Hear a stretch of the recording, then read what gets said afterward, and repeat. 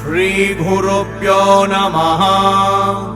हरि ओम। श्री पद्म पुराणांतर्गत श्री वामन स्तोत्रम। जय श्री कृष्ण। आप सभी को आज वामन जयंती की बहुत बहुत शुभकामनाएं।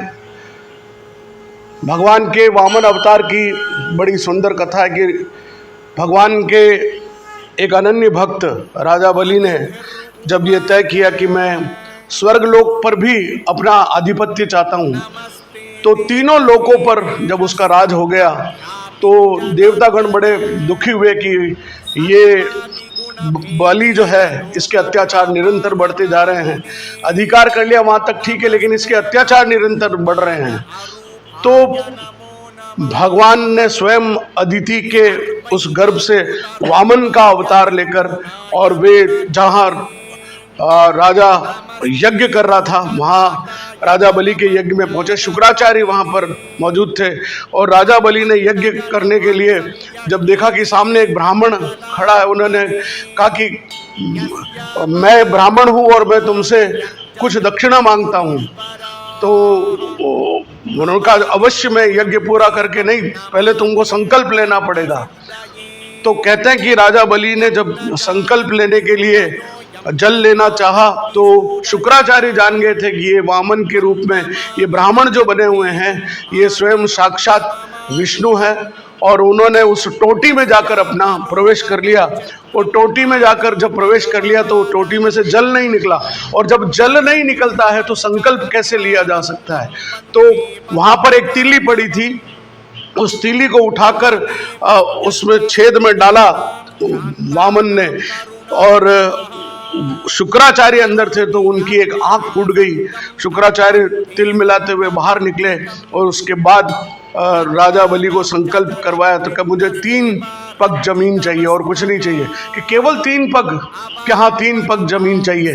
तो कह लीजिए। तो पहले पग में धरती और आकाश दोनों ही नाप लिए, और तीसरा पग उन्होंने कहा कि अब मैं कहाँ रखूं। तो राजा बलि ने हाथ जोड़कर नीचे बैठ गए और कहा कि मेरे सर पर रख दीजिए।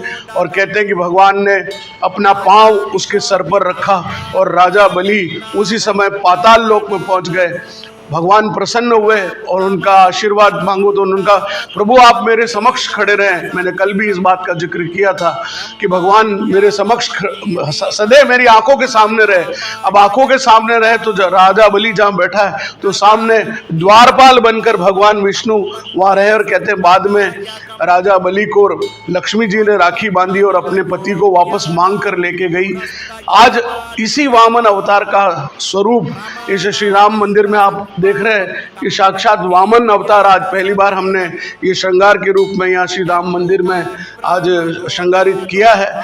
आप सभी आज वामन जयंती के अवसर पर भगवान विष्णु के इस वामन स्वरूप का जो दर्शन करता है उसके कहते हैं कि अपने तीनों लोक के किए गए सारे पापों से मुक्ति मिलती है। इसलिए इस वामन जयंती के अवसर पर आप सभी को बहुत बहुत शुभकामनाएं। वामन के रूप में छतरी लिए हुए, कमंडल लिए हुए, ब्राह्मण वेश में जनेऊ धारण किए भगवान स्वयं साक्षात वामन अवतार में हमारे सामने हैं। ये अद्भुत दर्शन भी आज आपके सामने है। समय मिले तो आज सायंकाल तक आरती में भी आप पधारें और भगवान के दर्शन करें।